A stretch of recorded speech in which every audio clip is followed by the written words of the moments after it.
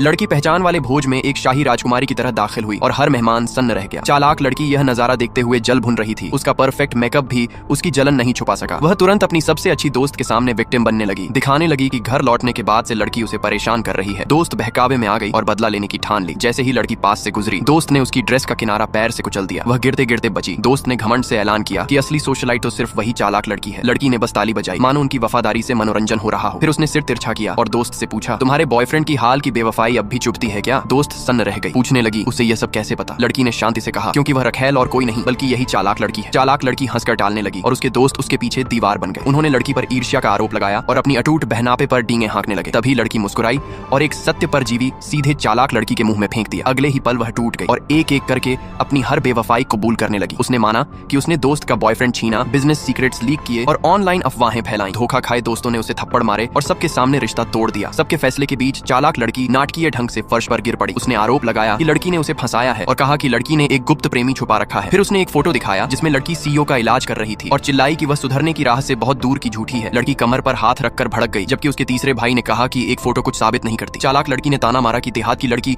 किसी अच्छे आदमी को पहचान ही नहीं सकती। उसी पल सीईओ अंदर आया और पूरा भोज स्तब्ध रह गया। उसने लड़की को एक शानदार तोहफा दिया और साफ किया कि वही उसका इलाज करती रही है। लोग तुरंत समझ गए, रखा हुआ आदमी असल में सीईओ ही था। पिता ने सबके सामने लड़की की असली पहचान घोषित की और उसे कंपनी का 10% हिस्सा दिया। चालाक लड़की की आंखें लाल हो गईं। वह उसे कोसते हुए बदले की कसम खाने